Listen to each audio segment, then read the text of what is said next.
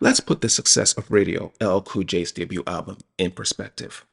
By mid-1986, the precocious teenager from St. Albans, Queens had received a gold plaque from the RIAA. Only three other rap acts, Run DMC, the Fat Boys, and Houdini, had received one for an album. And they were groups, not soloists. Critics fawned over LL's command over the mic and seemingly proclaimed him as the first successful solo rapper, leading the next generation of hip-hop alongside fellow Queens natives Run DMC. The boy who was yet to get out of his teens was going mainstream, notably the first solo rapper to appear and perform on American Bandstand. And he accomplished all of this in a world where MTV was ubiquitous, without a single music video out. So the possibilities were endless as LL went back to the studio to work on his sophomore album.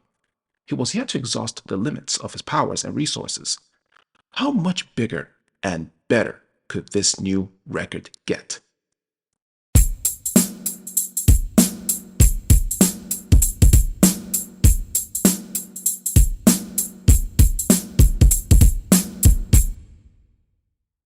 LL Cool J's second album has the word B.A.D printed at the bottom right of the front cover.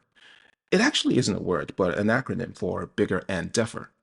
And you couldn't have started the album better than with a track that not only was the album's first single, but also yielded LL's first music video.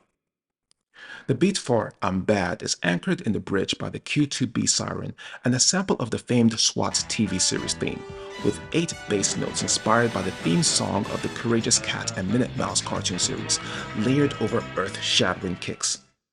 It's the perfect animus soundscape for LL to deliver 4 intensely hot verses brimming with overwhelming hyperbole and memorable similes.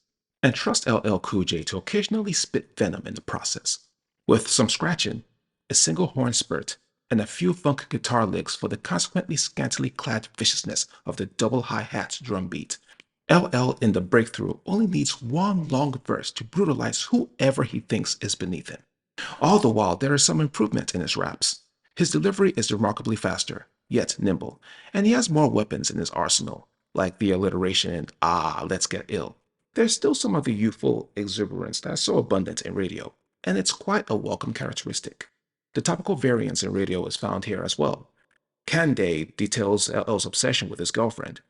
The Bristol Hotel becomes a breeding ground for a multitude of nymphomaniacs, and the doo-wop is a tale of a typical day in the backstage life of LL Cool J, which all seems so real until it's revealed it's but a dream at the end of the song.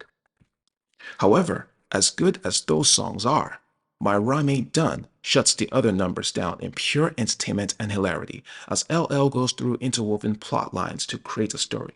In his tale, the Pope appeals to God to raise Michelangelo from the dead and create a painting of him. He starts a band with Spider-Man, the Incredible Hulk, and Charlie Brown, hangs out with Mickey Mouse to have an orgy with a pair of freaks, is inadvertently offered the sticky icky by a Native American chief, and lusts after Alice Cramden of the Honeymooners.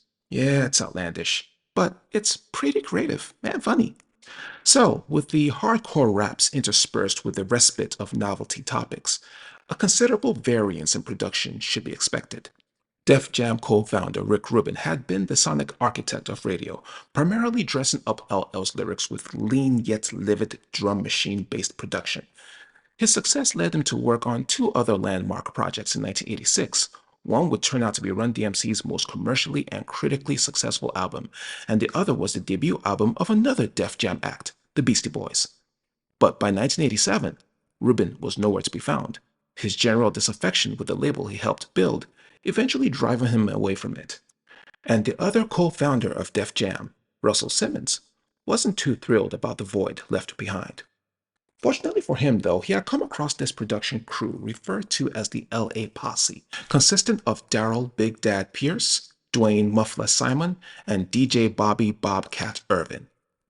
LL was also glad to step in with his own contributions. It's a good thing he did. Gone for the most part is the skeletal feel prominent in Radio. Yes, there are still vestiges of it in Candide, the Bristol Hotel, and the Breakthrough, but the hard-hitting beats in Bigger and Deffer are fleshed out with screeching guitars, thick bass lines, and choice samples. There's the aforementioned I'm Bad and Get Down, but there's also the rap remake of Chuck Berry's Johnny B. Good with Go Cut Creator Go, which is a DJ dedication piece, cut creator scratching with all his might amidst the uproarious electric guitars and the words of his homeboys cheering them on. 357 Break It On Down has the sinister low bass line joined occasionally with brief moments of wah-wah guitar licks. Get Down comprises a portion of the Shaft theme over a hyper drum machine and vigorous scratching. And the doo-wop is exactly just that, a number with the vocals of a doo-wop group looped over a subtle drum machine. Overall, this is a more fulfilling production job.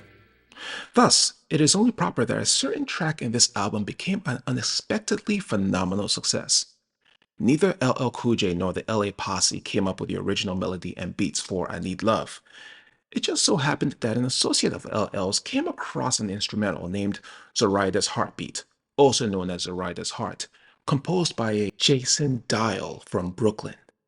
The tape containing the instrumental made its way to LL Cool J and his crew, who interpolated said instrumental into a syrupy, organ-driven beat. I Need Love succeeded where I Can Give You More didn't. The production fits the lyrics like a glove, while the sparse piano notes and jarring drum machines fails to convince the listener of the lyrical sentimentality in I Can Give You More. I Need Love is slowed down, the simple sequence of the organ notes allowed to seep in and segue into the choral subtlety of the strings. It makes LL's lyrics stand out a lot more than before, and he truly delivers in top form. In a half-whispered voice, he expresses his consuming search for true love and what would happen when he finds that special someone. The third verse is particularly ingenious, employing cryptic and subtle phrasing to paint a beautiful picture of a love scene. Consequently, I Need Love became hip-hop's first successful love ballad, peaking at number 14 on the Billboard Pop Singles chart. It made LL Cool J the pioneer of the rap ballad, and even years after scores of MCs have followed his template, he remains its premier practitioner. LL had finally lived up to his moniker, and his Lothario image would be a worthy and sometimes conflicting and maligned counterpart with his hardcore persona throughout his career. There's no doubt that there's some prime-time top-caliber boasting in Bigger and Deffer. Some of his most memorable lines, particularly in I'm Bad, can be found here, as well as some lesser-known gems, like when he amusingly proclaims in 357 Breaking On Down that he's better than better is, or that he's better than Napoleon, Hitler, or Caesar in The Breakthrough. And there are other points of innovation apart from I Need Love, just like the post-dangerous acapella in Radio is an early example of the hip-hop skit. The last track in Bigger and Deffer is 31 seconds of LL celebrating the completion of another album with his homies, symbolizing another prototype. The outro. Some of LL Cool J's boasts, however, tend to be borderline excessive and annoying. He had not quite crossed that threshold yet, but in a few numbers here, he was pretty close. Let's Get Ill is the best example.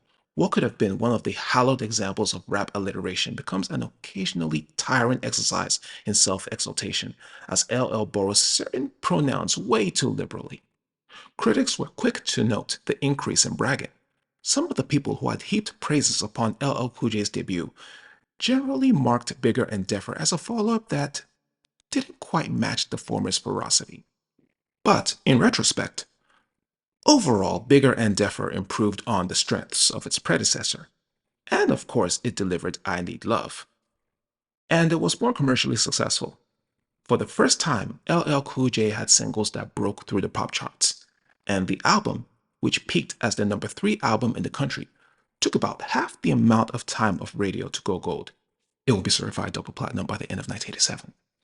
With Bigger and Deffer, LL solidified his position as perhaps the top gun in the rap world. And unsurprisingly, his success, his excesses, and his ego would generate some powerful detractors in the ensuing years.